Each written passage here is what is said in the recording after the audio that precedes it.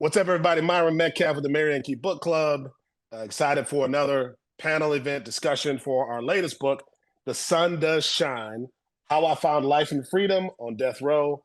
Anthony Ray Hinton, an incredible book that I wanted to read even without the book club's attachment, and I'm really excited for it. Our moderator for our panel event on May 16th, where we'll also be joined by Marvin Haynes, Masika Naya, Kevin Reese, his minister, Janae Bates, who joins me today. She is the co-director of Isaiah, among the many titles she has. Janae, thank you for agreeing to do this, and just thank you for participating. Thank you. Thank you for having me participate. This is, as you know, an issue that is near and dear to my heart, my personal and professional life. And so I'm really glad to get to read this incredible book and then to discuss it with some dynamic people. Yeah, you were the first person I thought of when we decided on this book. I thought Janae would be perfect because of what you just said. It's amazing because we're hearing more and more stories like this. For those who don't know, Anthony Ray Hinton was charged, convicted of a crime he didn't commit, sat on death row, sat in prison and death row for decades, and really turned it into an amazing experience. Formed a book club, created these incredible bonds, and then he was ultimately exonerated. We're hearing more and more stories like this. For you, just what you've seen so far, what has this book meant to you? Yeah. This book, the story within it, has been one in which I have been able to connect his story to so many others in like a bunch of different ways. I am what's called a prison wife. So my husband is currently incarcerated and has been for 18 years. And in his time there, I have met so many families, so many other incarcerated people who have similar stories in different ways. So some of them actually have committed the crimes in which they have been convicted of, but have had, worse than shoddy representation in court, have had, the proverbial book thrown at them, have had just like it, there has been like layers upon layers of injustice, both for them and for the victims or those who were harmed by their crimes. And so just realizing the layers of ways that, if you're poor, if you're Black, what that means and what that means for this like perception of justice, and then how, quite frankly, those of us on the outskirts of that, those of us who are, not directly touching what's happening for people who are incarcerated, it's like a out of sight, out of mind. And yet, we are putting like literally billions of dollars into this system that keeps it going. And so I have, there have definitely been points where I've like shed some tears in reading this book, just thinking about just the literally the millions of lives that are impacted by the system that he's describing. It's such an unjust system, and it's amazing because his story is so familiar to so many, and how he was thrown into a system and couldn't get out of it No. for decades and decades. Didn't do the crime. Tried to plead his case. No one would listen. Tried to hire a ballistics expert. All these things he needed, and even when the evidence was clear, passed the lie detector test. The idea was, now you're still guilty Yep. because you probably did it. Yep. Or someone like you did it. So Yes. yeah. And it's so frustrating to me when I meet people who don't understand that experience of someone who isn't white and affluent and male, and how quickly they can get into a situation like this. Obviously, you live this, as a prison wife. How much did that resonate with you? Just this idea of Anthony Ray Hinton being a guy who really did everything he could to try to plead his innocence, and yet no one was really willing to hear him. Yeah. Yeah.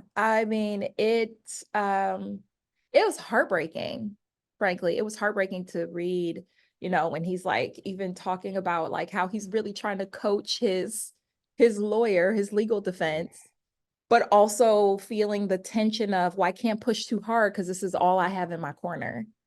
And recognizing that there are so many folks who are like really trying to balance that. Like, how much should I be advocating for myself? How much do I deserve to advocate for myself? Versus like, I can't push the people who are kind of helping me too far out, because then they won't want to do it at all. And to get screwed over in the end anyway, tends to be the result. And so yeah, it was definitely something that resonated in like the worst ways. Yeah. Um yeah, and a big thing about this too that I really love, particularly how Anthony Ray Hinton writes, is that it's not from the purview, because he is absolutely innocent. Like, he's absolutely innocent of this crime, and he is like full-throatedly clear about that beginning to end. But he is telling the story of what it's like, not just to be someone who is like innocent and shouldn't be convicted, but also for so many people who, again, like, have done some things, but that the layers of which actually leads folks to make decisions. I mean, even in his earlier, in his earlier youth, where he made poor decisions, but they were based in being hungry in something, and being poor. And like, how do the many experiences of just like Black and poor people layer in to the decisions that they are forced to make often, and how we have a system that not only doesn't consider those aspects, but like, I mean, names you guilty from the start because of them. Yeah. I can't rock with people who assume they're above some of the things that people have done for survival. Like, you Yep. haven't been in that situation. How do you know? Yep. And it really just bothers me when people kind of take that perspective. And I'm looking forward to talking to Anthony Ray Hinton. We're doing an author event April 25th at Paulette Hall, downtown Minneapolis. I'm excited for that, just to have a real conversation with him. What I guess what also just frustrates me so much about these stories is how quickly people who are in prison, who are incarcerated, get thrown away by Yes. society. Yes. In so many ways, their lives end to the outside world. Yeah. And no matter how much support they have, they're not living with the rest of us. Even someone like Anthony Ray Hinton, who was innocent.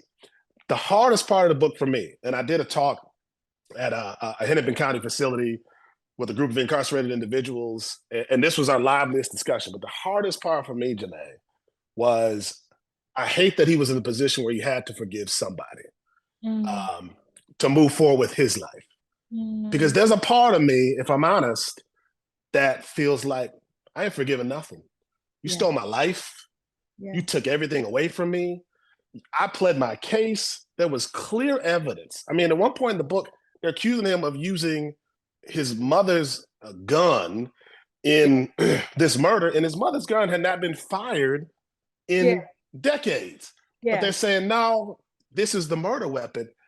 There's a part of me, Janae, that I'm still wrestling with that says, you don't owe them your forgiveness.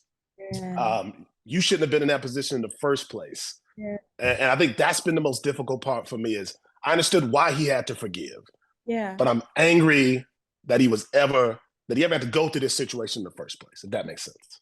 No, it absolutely does make sense. And there's two things that you named in this that I wanna talk to. So one, the aspect of like how incarcerated people are thrown away. And so even the micro amount of support that they get on the macro, they are completely left to fend for themselves in a really harsh conditions. And then two, this like notion of like, like the fact that in his particular case, he was compelled, called, and like had to forgive, in an instance where we on the outside are like, why the heck would you ever do that? And I think they're related, frankly, because, the reality is a bunch of those folks who are incarcerated both are deserving of forgiveness and also get to give it. and don't usually get the opportunity to do either.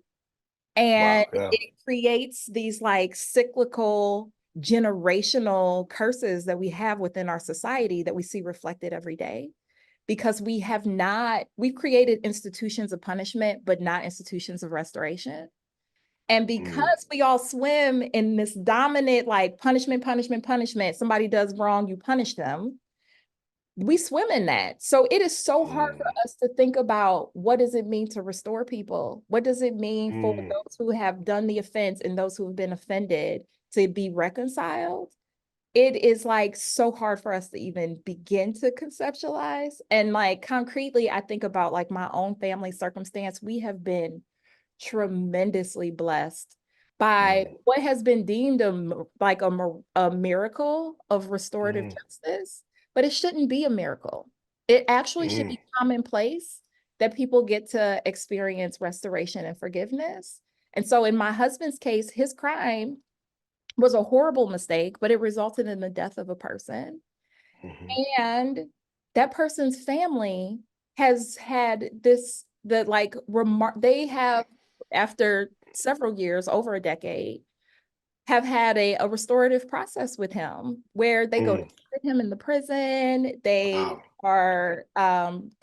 actually hired a lawyer to advocate for his release. Like I talk to them every week and we tell each other how much we love each other. Like these are things, and they experience like the worst kind of loss. And yet in the midst of that, recognize that they could not continue to have generational hate, anger, and unforgiveness in their own life. And what it has meant for him, what it has meant for our family, what it has meant for literally generations of people has been like completely invaluable, immeasurable.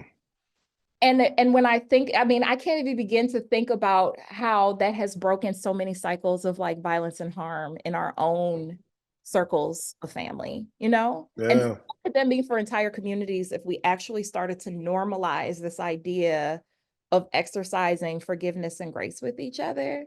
Anyway, I'm on a little bit of a soapbox, but like, No, it's good. I think that's what tends to happen within, even when these like horrid, heinous things happen and we watch people express forgiveness, we're like, how could you do that? I know that was when that shooting happened in the South in that church, and Black church, and they expressed forgiveness and people were like, what? How? Yeah. Why would you do it? And it is, I don't think it's a coincidence that it tends to be Black folks that extend grace and mercy and forgiveness in a way that we don't see often from our white brothers and sisters and those who are more affluent and of wealth. And it's unfortunate that we have to be the ones that have to continually set the stage and the tone for that. But I also think that doesn't mean we can't abdicate our responsibility for it, Yeah, that's really powerful. I hope you write a book. I don't know if you've written a book yet, but you should write a book. I mean, because that's a book. Yeah, I grew up in the Black church, and there was this constant tone of grace and mercy, and I think holding on to an unforgiving heart, if you will, feels powerful almost in a way. Like I'm not going to extend that to you. And Anthony and Ray Hinton, I think, shows that the real power is actually extending that grace, which was, a lesson for me. I had a friend of mine, a good friend of mine, is a lawyer, and as a young lawyer, he represented inmates on death row. And right before a man he represented was headed towards his execution, he asked him, "What do you want people to know?" Sort of in your final moments, and he said, "I don't want to be judged according to my worst day." Um, and I think that's just a universal lesson for everybody. I mean, Anthony Ray Hinton says things like that, and the people we meet in the book say those things as well. And I think that's a lesson for humanity, Yeah. for people who've done the things where we tend to write them off, ignore them, dismiss them, to people we live and work with every day. The panel is going to be May 16th. You can hear more of Janae Bates. It's going to be a fabulous event. April 25th, before that event, Anthony Ray Hinton will be with us. Janae, thank you for your time, and I'm looking forward to having more conversations like this. Thank you. I'm excited for this panel and to hear the author. As am I. Thank you all.